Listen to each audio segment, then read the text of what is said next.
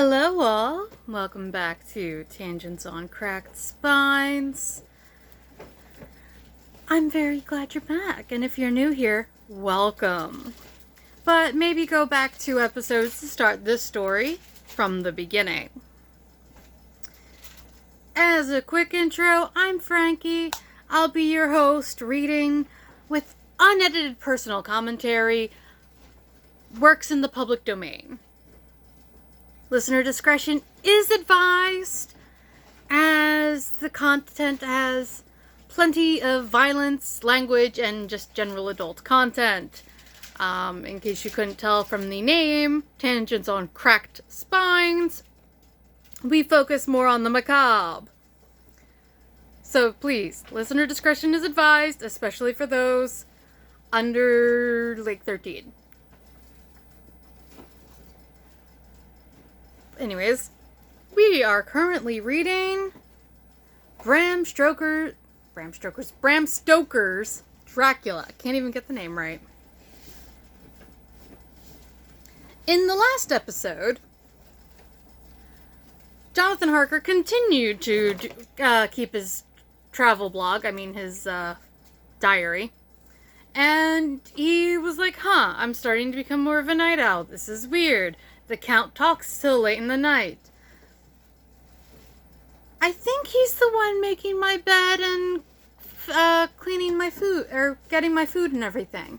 I think he might be the only one here. That's strange.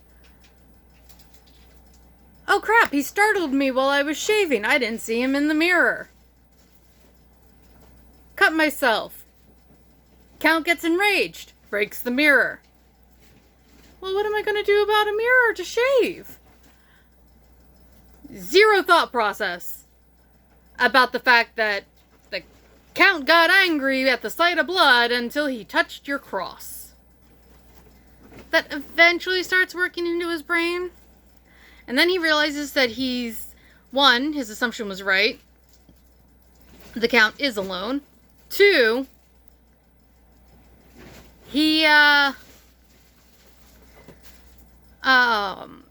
he's allowed to go into any room as long as the door's not locked. All the doors are locked except for his quarters. And he's starting to go, I think that I'm a prisoner. This isn't good, but he's a client. And also, I can't talk to the person who's keeping me captive. So, he's starting to realize he's in trouble.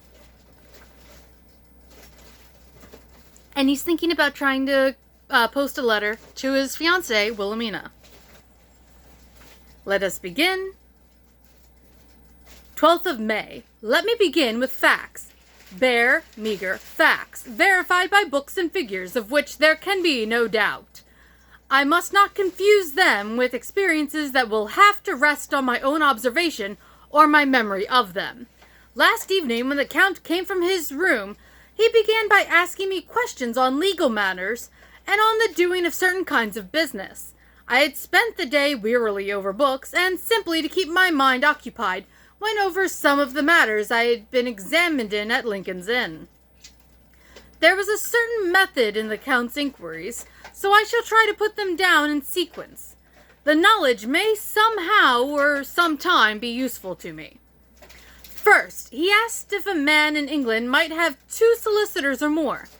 I told him he might have a dozen if he wished, but that it would not be wise to have more than one solicitor engaged in one transaction, as only one could act at a time, and that the change would be certain to militate against his interest. He seemed thoroughly to understand, and went on to ask if there would be any practical difficulty in having one man to attend, say, to banking, and another to look after shipping, in case local help were needed in a place far from the home of the banking solicitor. I asked him to explain more fully, so that I might not by any chance mislead him. So he said, I shall illustrate. Your friend and mine, Mr. Peter Hawkins, from under the shadow of your beautiful cathedral at Exeter, which is far from London, buys for me through your good self my place at London. Good. Now here let me say frankly, lest you should think it strange that I have sought the services of one so far off from London, instead of someone resident there, that my motive was that no local interest might be served save my wish only. And as one of London residents might, perhaps, have some purpose of himself or friend to serve, I went thus afield to seek my agent, whose labor should be only to my interest. Now, suppose I, who have much of affairs, wish to ship goods, say, to Newcastle, or Durham, or Harwich, or Dover. I kind of find that funny because I live in Maine, and half of those towns are also towns in Maine. I know they're named after the English towns, but it's still funny to me. They're from all over. Might it not be that it could with more ease be done by consigning to one in these ports?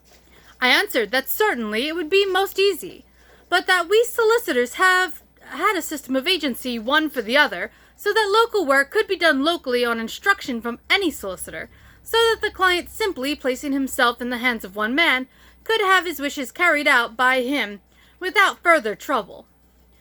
But, said he, I could be at liberty to direct myself. Is that not so? Of course, I replied, and such is often done by men of business who do not like the whole of their affairs to be known by any one person.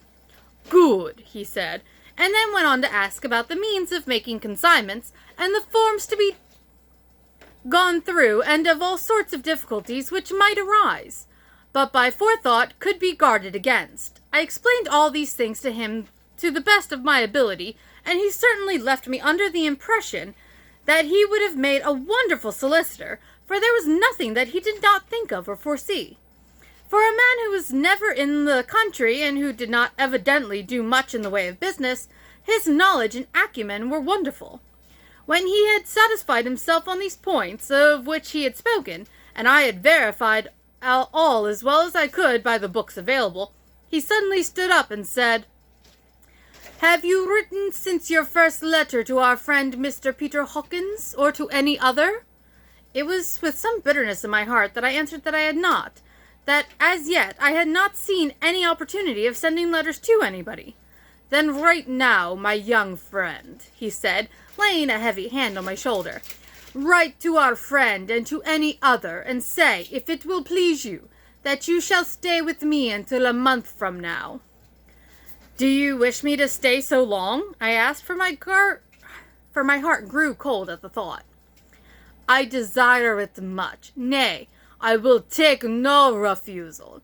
When your master, employer, what you will, engaged that someone should come on his behalf, it was understood that my needs only were to be consulted.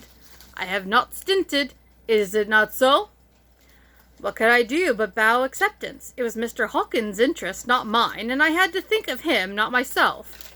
And besides, while Count Dracula was speaking, there was that in his eyes and in his bearing which made me remember that I was a prisoner, and that if I wished it, I could have no choice. The Count saw his victory in my bow, and his mastery in the trouble of my face, for he began at once to use them, but in his own smooth, resistless way. I pray you, my good young friend, that you will not discourse of things other than business in your letters. It will doubtless please your friends to know that you are well, and that you look forward to getting home to them. Is it not so? As he spoke, he handed me 3 sheets of notepaper and 3 envelopes. They were all of the thinnest foreign post, and looking at them, then at him, and noticing his quiet smile, with the sharp canine teeth lying over the red underlip, I understood as well as if he had spoken that I should be careful what I wrote, for he would be able to read it. So I determined to write only formal notes now, but to write fully to Mr. Hawkins in secret, and also to Mina, for to her I could write in shorthand, which would puzzle the Count, if he did see it. When I had written my 2 letters, I sat quiet, reading a book whilst the Count wrote several notes, referring as he wrote them to some books on his table. Then he took up my 2 and placed them with his own, and put by his writing materials, after which, the instant the door had closed behind him, I leaned over and looked at the letters which were face down on the table. I felt no compunction in doing so, for under the circumstances, I felt that I should protect myself in every way I could. One of the letters was directed to Samuel F. Billington, number 7 the Crescent Way, Whitby. Excuse me. Another to Herr Leutner, Varna. The third was to Coates and Company, London, and the fourth to Herren Klopstock and Billruth, bankers, Budapest. The second and fourth were unsealed. I was just about to look at them when I saw the door handle move. I sank back in my seat, having just had time to replace the letters as they had been, and to resume my book before the Count, holding still another letter in his hand, entered the room. He took up the letters on the table and stamped them carefully, then, turning to me, said, "I trust you will forgive me, but I have much work to do in private this evening. You will, I hope, find all things as you wish." At the door he turned, and after a moment's pause said, "Let me advise you, my dear young friend, nay, let me warn you with all seriousness, that should you leave these rooms, you will not by any chance go to sleep in any other part of the castle.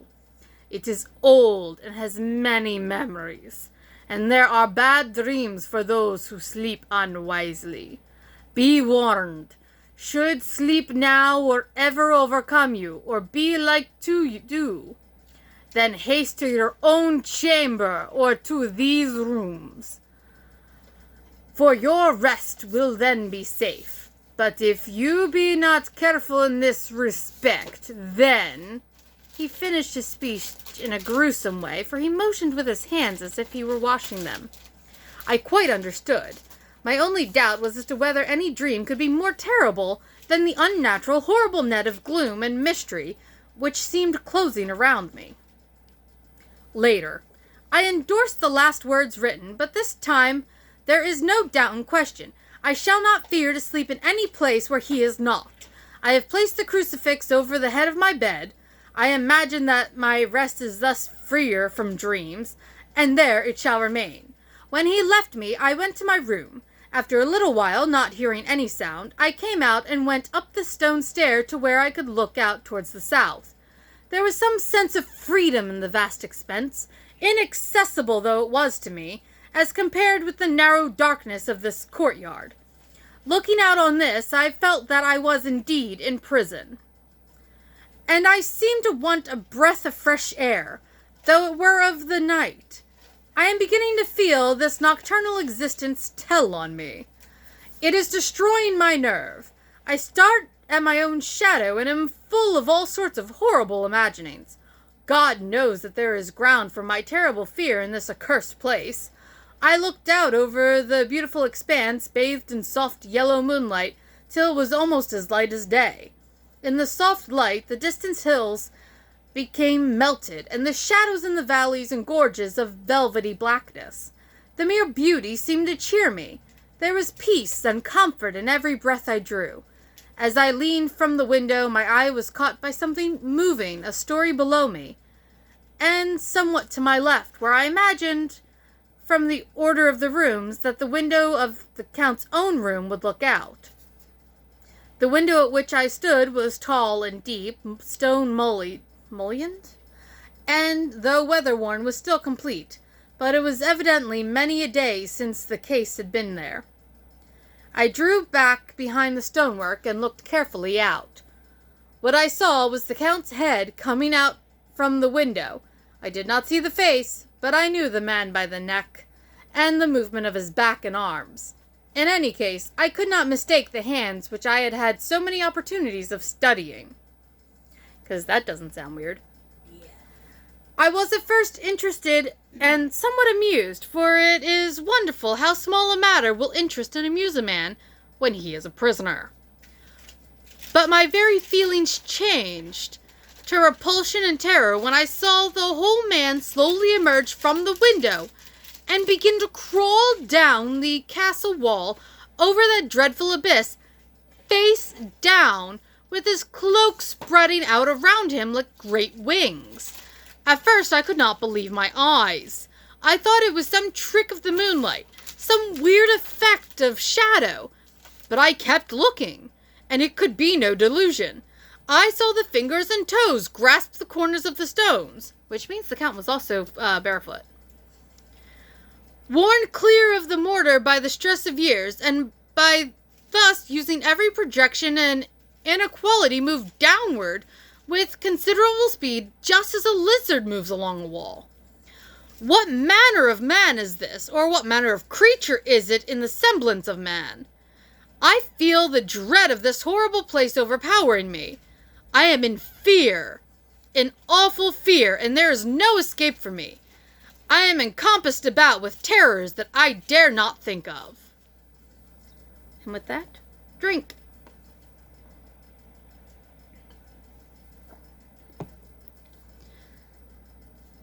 Not sponsored, but this is a friend sent me tea drops, and they make amazing tea. But they're like, "Ooh, look, no tea bag," but they're all individually wrapped in plastic. Is that really any better than a tea bag?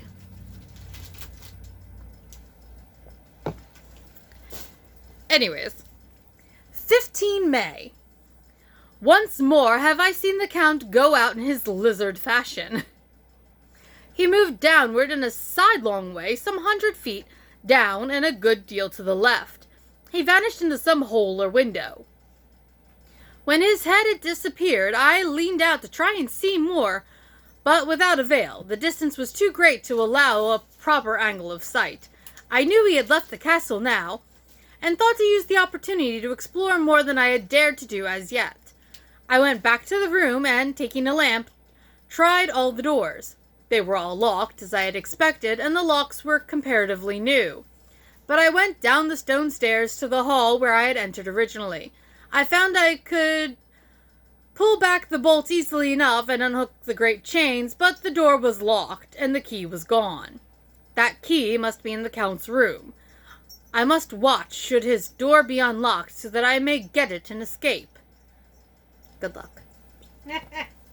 I went on to make a thorough examination of the various stairs and passages, and to try the doors that opened from them.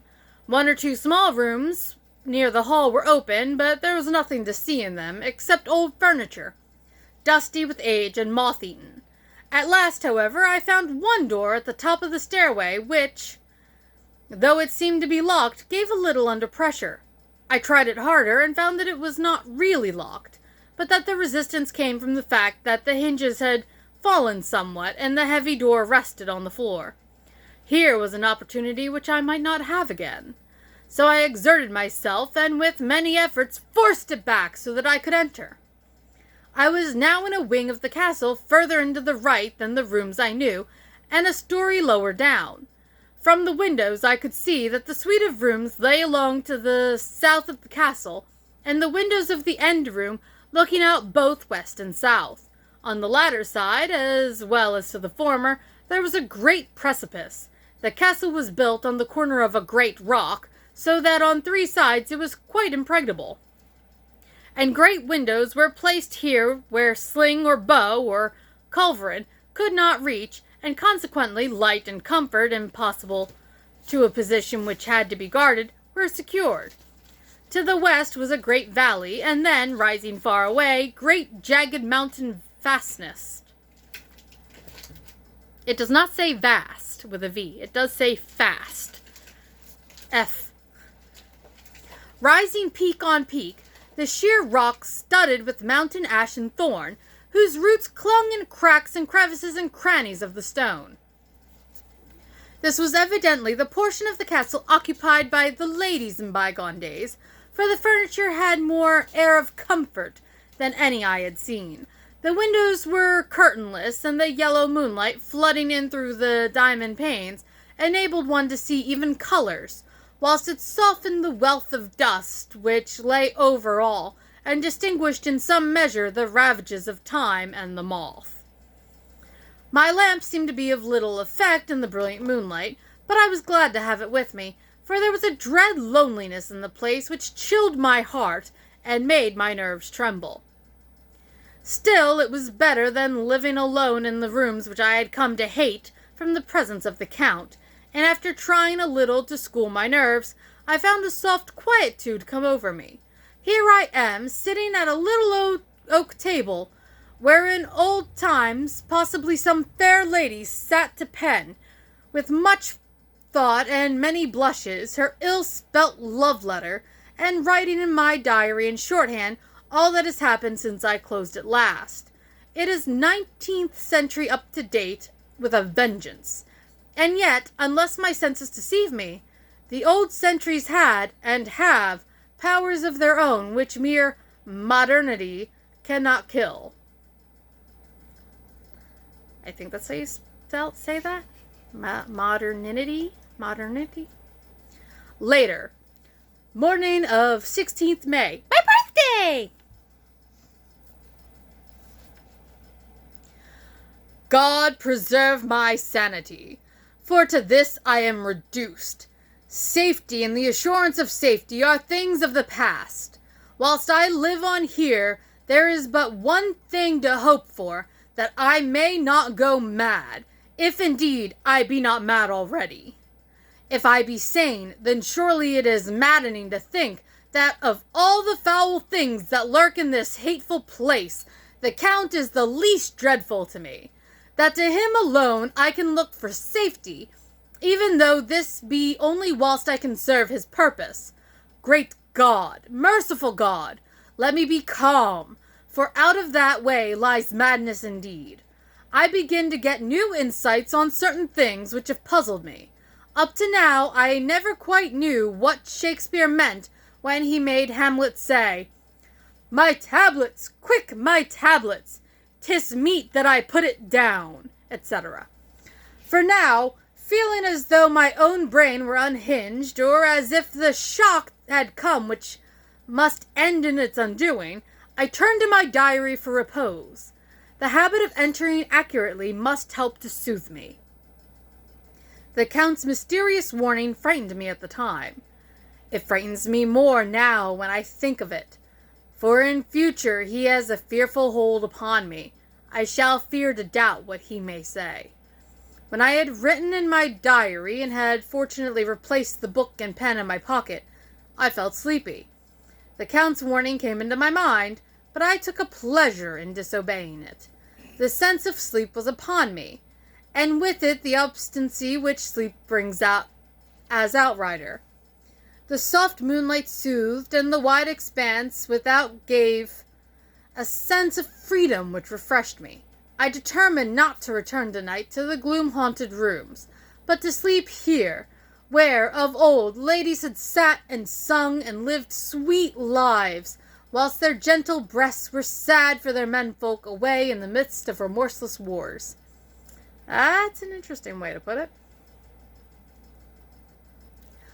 I drew a great couch out of its place near the corner, so that as I lay I could look at the lovely view to the east and south, and unthinking of and uncaring for the dust, composed myself for sleep.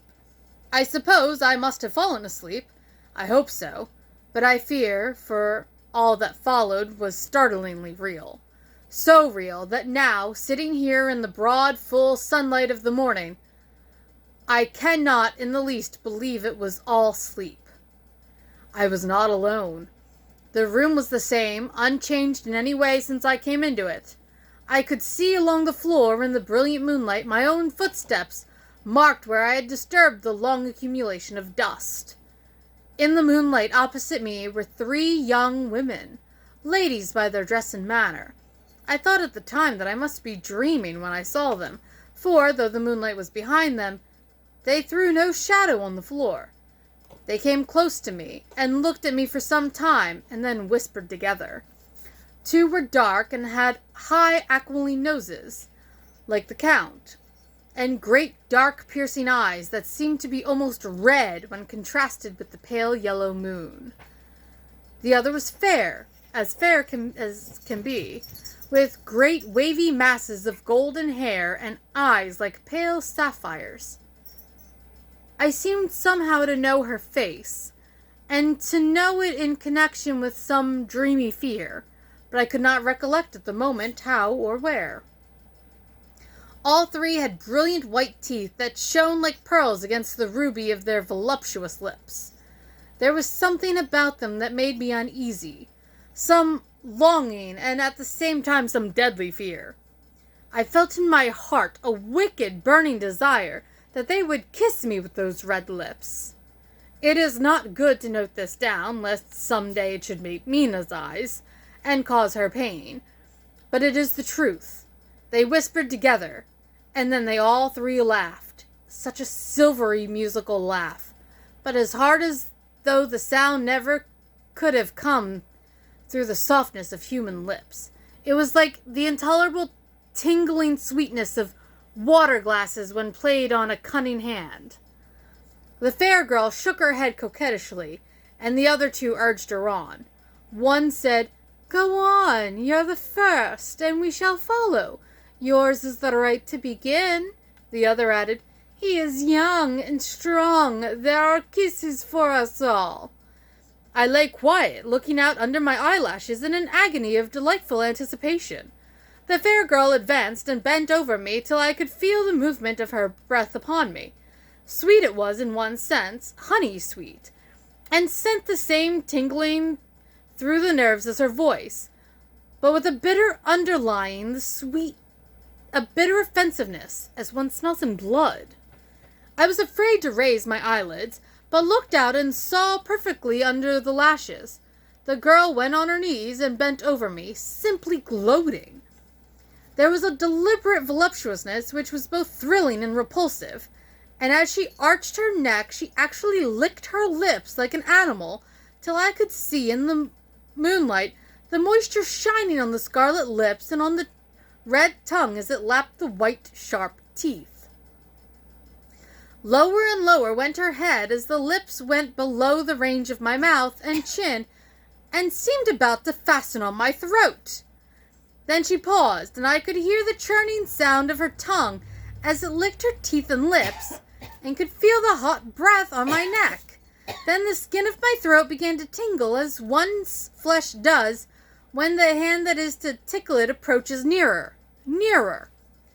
I could feel the soft, shivering touch of the lips on the supersensitive skin of my throat, and the hard dents of two sharp teeth just touching and pausing there. I closed my eyes in languorous ecstasy and waited with beating heart. But at that instant, another sensation swept through me as quick as lightning. I was conscious of the presence of the Count, and of his being as if I lapped in a storm of fury. As my eyes opened involuntarily, I saw his strong hand grasp the slender neck of the fair woman, and with giant's power draw it back, the blue eyes transformed with fury, the white teeth champing with rage, and the fair cheeks blazing red with passion. But the Count! Never did I imagine such wrath and fury even to the demons of the pit. His eyes were positively blazing. The red light in them was lurid, as if the flames of hellfire blazed behind them. His face was deathly pale, and the lines of it were hard like drawn wires. The thick eyebrows that met over the nose now seemed like a heaving bar of white-hot metal. With a fierce sweep of his arm, he hurled the woman from him, and then motioned to the others as though he were beating them back. It was the same imperious gesture that I had seen used to the wolves. In a voice which, though low and almost a whisper, seemed to cut through the air, and then ring around the room, he said, "How dare you touch them, any of you? How dare you cast eyes on him when I had forbidden it? Back, I tell you all. This man belongs to me. Beware how you meddle with him, or you'll have to deal with me." The fair girl, with a laugh of ribald coquetry, turned to answer him. "You yourself never loved. You never love." On this the other women joined, and such a mirthless, hard, soulless laughter rang through the room that it almost made me faint to hear it. It seems like the pleasure of fiends. Then the Count turned after looking at my face attentively.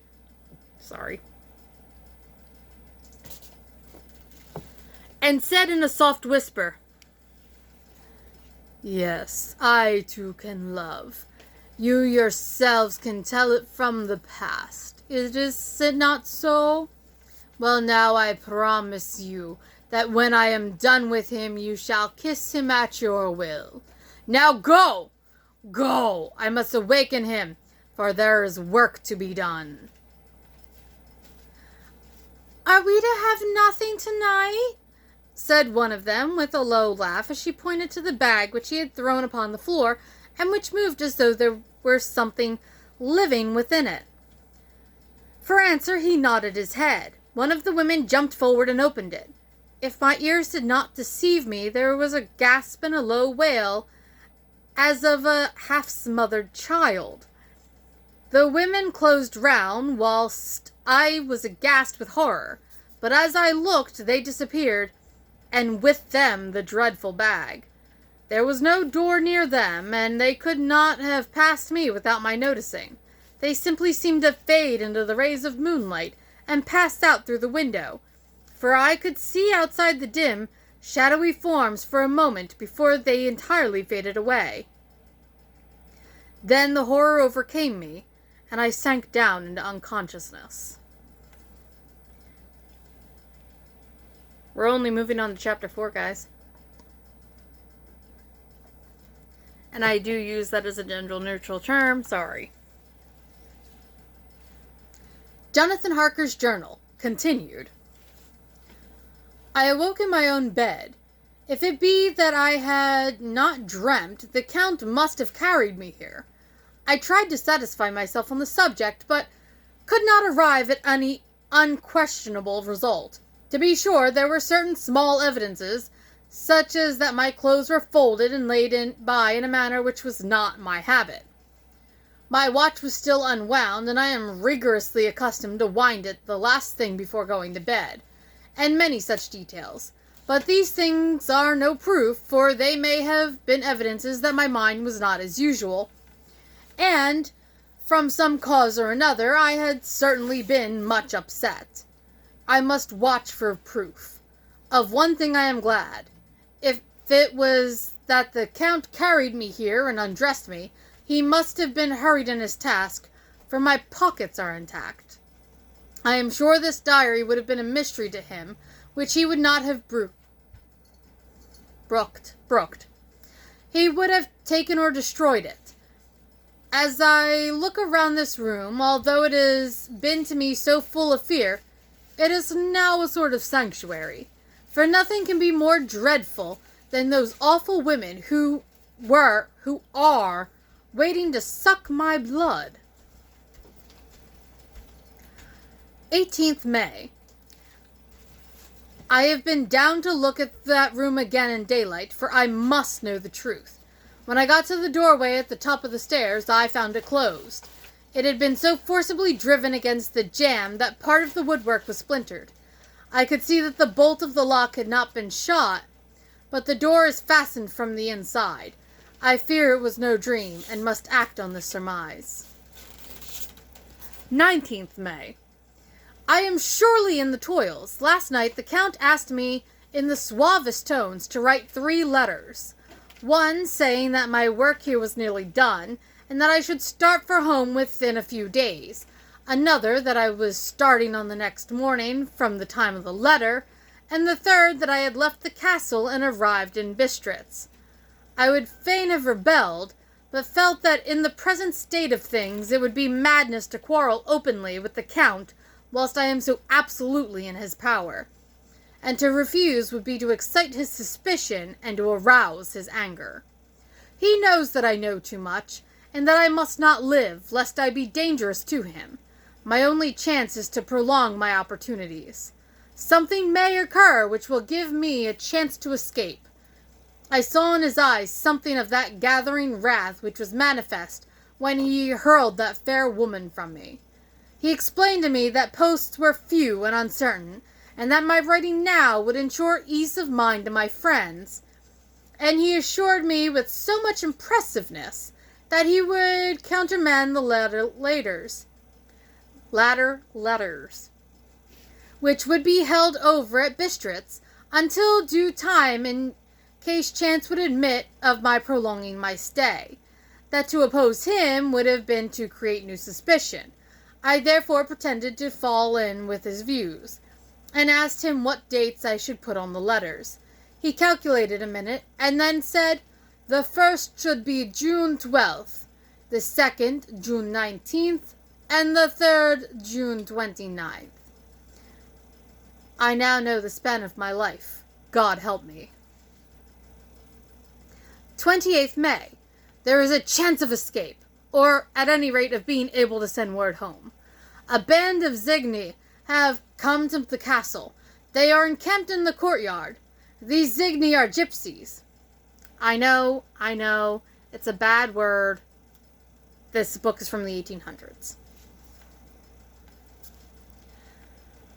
"I have notes of them in my book. They are peculiar to this part of the world, though allied to the ordinary. I don't want to call them Romani either, because that's a specific culture, and I don't think he refers to them that way.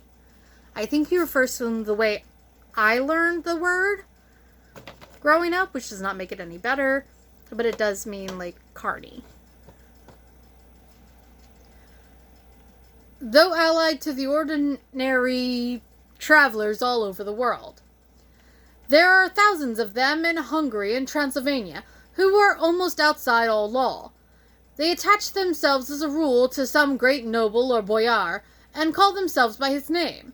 They are fearless and without religion, save superstition. And they talk only their own varieties of the Romani tongue." Oh, they do. He does mean Romani.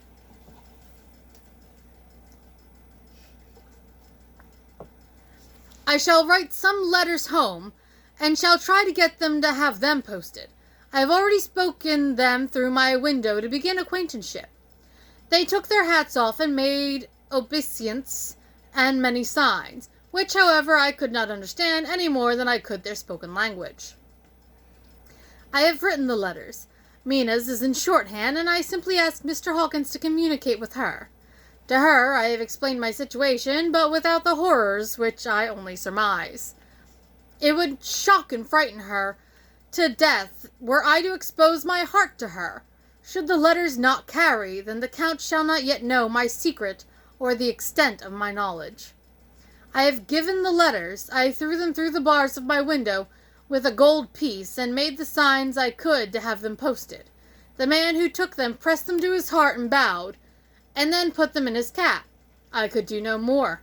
I stole back to the study and began to read. As the Count did not come in, I have written here. The Count has come. He sat down beside me and said in his smoothest voice as he opened 2 letters, The Zagni have given me these, of which, though I know not whence they come, I shall of course take care. See, he must have looked at it. One is from you and to my friend Peter Hawkins, and the other, here he caught sight of the strange symbols as he opened the envelope, and the dark look came into his face, and his eyes blazed wickedly. The other is a vile thing, an outrage upon friendship and hospitality. It is not signed. Well, so it cannot matter to us. And he calmly held the letter and envelope in the flame of the lamp till they were consumed. Then he went on. The letter to Hawkins, that I shall of course send on, since it is yours. Your letters are sacred to me. Your pardon, my friend, that unknowingly, sure, I did break the seal. Will you not cover it again? He held out the letter to me, and with a courteous bow handed me a clean envelope. I could only redirect it and hand it to him in silence. When he went out of the room, I could hear the key turn softly. A minute later, I went over and tried it, and the door was locked. When, an hour or two after, the Count came quietly into the room, his coming awakened me, for I had gone to sleep on the sofa.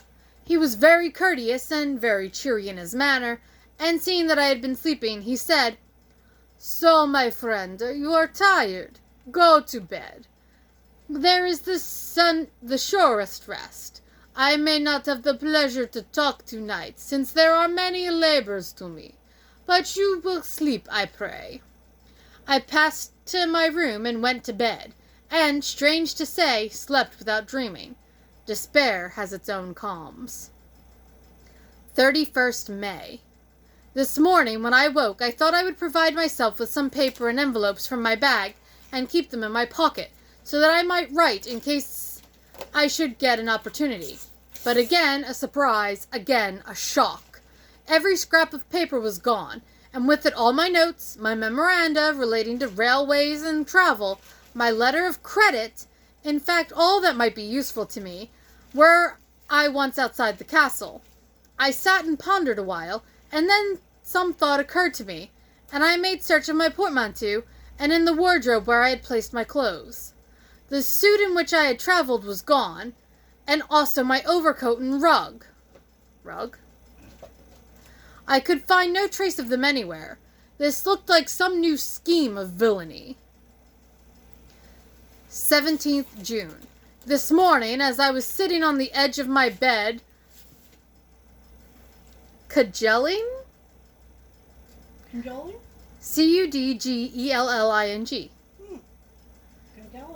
Cajoling my brains, I heard without a cracking of whips, and pounding and scrapes of horses' feet up the rocky path beyond the courtyard.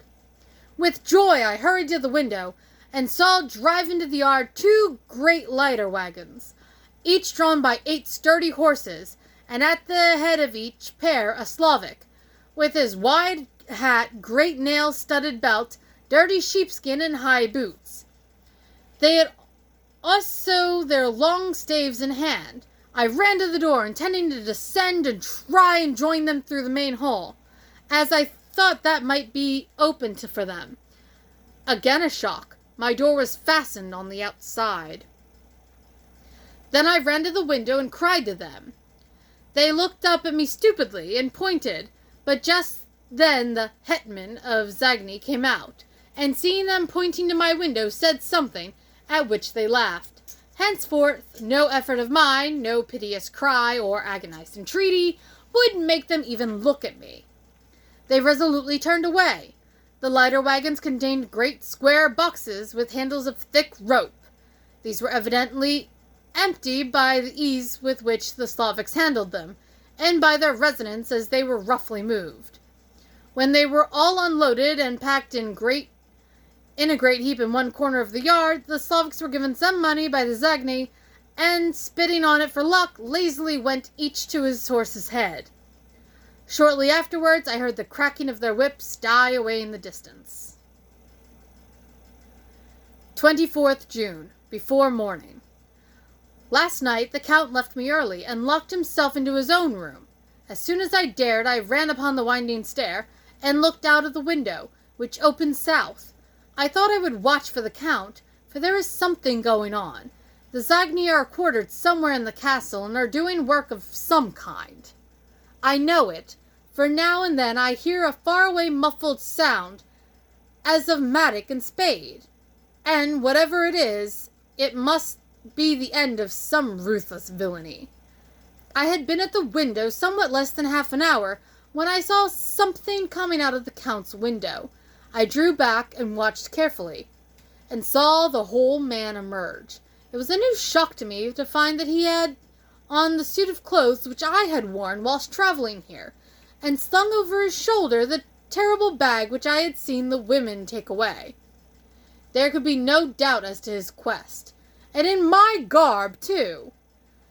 This, then, is his new scheme of evil, that he will allow others to see me as they think, so that he may both leave evidence that I have been seen in the towns or villages posting my own letters, and that any wickedness which he may do shall by the local people be attributed to me. It makes me rage to think that this can go on, whilst I am shut up here, a veritable prisoner, but without that protection of the law which is even a criminal's right and consolation. I thought I would watch for the Count's return, and for a long time sat doggedly at the window. Then I began to notice that there were some quaint little specks floating in the rays of the moonlight. They were like the tiniest grains of dust, and they whirled round and gathered in clusters in a nebulous sort of way. I watched them with a sense of soothing, and a sort of calm stole over me. I leaned back in the embrasure in a more comfortable position, so that I could enjoy more fully the aerial gambolling. Something made me start up. A low, piteous howling of dogs, somewhere far below in the valley, which was hidden from my sight. Louder it seemed to ring in my ears, and the floating motes of dust to take new shapes to the sound as they danced in the moonlight. I felt myself struggling to awake to some call of my instincts. Nay, my very soul was struggling, and my half-remembered sensibilities were striving to answer the call. I was becoming hypnotized. Quicker and quicker danced the dust. The moonbeams seemed to quiver as they went by me into the mass of gloom beyond. More and more they gathered till they seemed to take dim phantom shapes. And then I started, broad awake and in full possession of my senses, and ran screaming from the place. The phantom shapes, which were becoming gradually materialized from the moonbeams, were those of the 3 ghostly women to whom I was doomed. I fled, and felt somewhat safer in my own room, where there was no moonlight, and where the lamp was burning brightly. When a couple of hours had passed, I heard something stirring in the Count's room. Something like a sharp wail, quickly suppressed. And then there was silence. Deep, awful silence, which chilled me. With a beating heart, I tried the door, but I was locked in my prison and could do nothing. I sat down and simply cried. It's good that a man feels his emotions. As I sat, I heard a sound in the courtyard without, the agonized cry of a woman. I rushed to the window and, throwing it up, peered out between the bars. There indeed was a woman with disheveled hair, holding her hands over her heart as one distressed with running. She was leaning against a corner of the gateway. When she saw my face at the window, she threw herself forward and shouted in a voice laden with menace, "Monster, give me my child!" She threw herself on her knees and raised up her hands, cried the same words and tones which wrung my heart. Then she tore her hair and beat her breast and abandoned herself to all the violences of extravagant emotion. Finally, she threw herself forward, and though I could not see her, I could hear the beating of her naked hands against the door. Somewhere high overhead, probably on the tower, I heard the voice of the Count calling in his harsh metallic whisper. His call seemed to be answered from far and wide by the howling of wolves. Before many minutes had passed, a pack of them poured, like a pent-up dam when liberated, through the wide entrance into the courtyard. There was no cry from the woman, and the howling of the wolves was but short. Before long, they streamed away, licking their lips. I could not pity her, for I knew now what had become of her child, and she was better dead. What shall I do? What can I do? How can I escape from this dreadful thing of night and gloom and fear? And with that, we're going to end for the night. We'll start back on the 25th of June next time. We've almost caught up to where we are in our actual year. And I know there are people that actually read this through the year, like each chapter on that day. I'm not doing that. Anyways, thank you all for listening. Now for typical podcast business. If you enjoyed this, please subscribe, rate, review, wherever you're listening to this. YouTube, podcast, app, what have you. I appreciate it. Share it with friends. It gets it out there. I love my listeners. There are 4 of you that are fully dedicated, and I truly do love you. And I don't say that in, like, a sarcastic way. I get to see the numbers tick up. And I know that, like, 4 is not a lot for a podcast, but this is a rather niche podcast, and I appreciate it with all my heart. And yeah, like, you know, even though a 5-star rating is highly sought after, any rating, let me know what you think of it. Write a review. I can't actually access my Apple Podcast because it doesn't let you.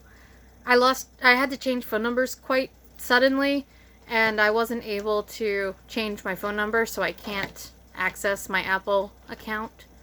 So I won't be able to see them, but it would still make me happy. But reviews, you know, tell me where I can improve. If you're on Spotify, you can answer my questions about what you think of the episode. Sometimes there's polls there. If you want to reach out to me, you can do that via email at talkspod@gmail.com. That's just the initials, Tangents on Cracked Spines, pod@gmail.com. On Facebook, it's Tangents on Cracked Spines Book Club. And there you can leave me a voice message at anchor.fm/Tangents on Cracked Spines.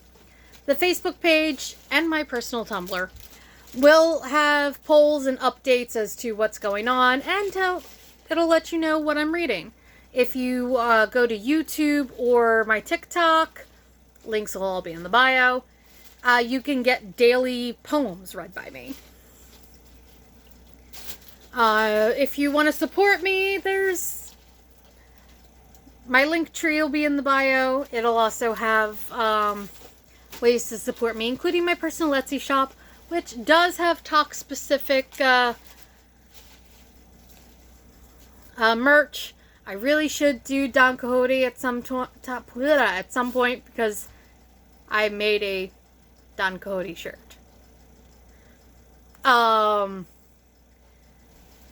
Again, thank you all for listening, and have a wonderful day, because if you keep up, you'll be in with me for about a good 6 months with Dracula. And, as usual, you get to see my lovely little kitties, because you managed to stay this long. Look at the Minecker's in her usual spot. I can get her on camera, but it's a little far for me to actually give her scritches. But she's probably okay with that. She's the little kitty that was abandoned here. Yeah, and she's come to be so lovey. Look at her. And, of course, there's also my Tiggy, who is queen of my bed. She's over 10 years old. I just realized I've got my phone upside down. Oh well. Ow! Ow! Bite! Nom. And one of these days, Aster will not be hiding when I'm done recording. So, you don't get to see my white cat quite yet. Thanks and goodbye!